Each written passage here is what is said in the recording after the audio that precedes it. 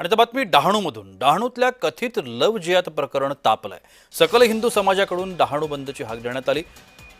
चित्रवाघांच्या मागणीनंतर एसआयटीची स्थापना देखील या ठिकाणी करण्यात आली आहे। पालघर जिल्ह्यातील डहाणू या ठिकाणी लव जिहाद प्रकरणाच्या पार्श्वभूमीवर सकल हिंदू समाजाच्या वतीनं डहाणू बंदची हाक देण्यात आली। यापूर्वी चित्रवाघ यांनी राज्याचे मुख्यमंत्री देवेंद्र फडणवीस यांच्याकडे या प्रकरणाच्या तपासाची एसआयटी स्थापन करण्यासंदर्भात मागणी केलेली होती आणि त्यानुसार मुख्यमंत्र्यांनी राज्याचे पोलीस महासंचालक यांना तत्काळ एसआयटी स्थापन करून प्रकरणाची सखोल चौकशी करण्याचे आदेश दिल्याची माहिती मिळते आहे। 1 जून 2026 रोजी डहाणू पोलीस स्टेशन मध्ये लव जिहाद संदर्भात एक गुन्हा दाखल झाला। त्यामध्ये सख्या 2 बहिणींना एका मुस्लिम समाजाकडून फसवणूक करून त्यांच्यावर अत्याचार करण्यात आल्याची तक्रार आहे, डहाणू पोलीस स्टेशनला दाखल झाली होती। त्यानंतर 6 दिवसानंतर या ठिकाणी आमदार चित्रवाघ यांनी डहाणू पोलीस स्टेशनला भेट दिली। त्यानंतर पालघर पोलिसांनी 2 पथके तयार करून आरोपीला शोधण्यासाठी परराज्यात पाठवली।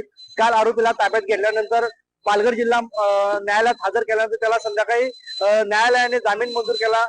या विरोधात आज डहाणू तालुक्यामध्ये सकल हिंदू समाजाकडून आज पूर्ण बंद आहे। आपण पाहू शकतात डहाणू तालुक्यात पूर्ण डहाणू शहर असेल, डहाणूच्या आसपासची जी गाव आहेत, बाजारपेठ आहेत, त्याही पूर्ण बंद आहेत। आज पोलीस प्रशासनाचा या ठिकाणी मोठा बंदोबस्त आहे। कायदा सुव्यवस्था प्रश्न निर्माण होऊ नये म्हणून या ठिकाणी पालघरचे पोलीस अधीक्षक यतीश देशमुख तसेच उपविभागाधिकारी विकास नाईक तसेच कनसे या ठिकाणी हजर आहेत। पोलीसही मोठे आहेत ते तिथे तैनात आहेत।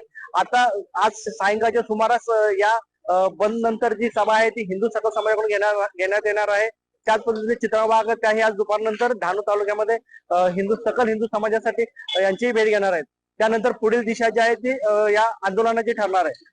जय महाराष्ट्र न्यूज चॅनलसाठी विनायक पवार, पालघर।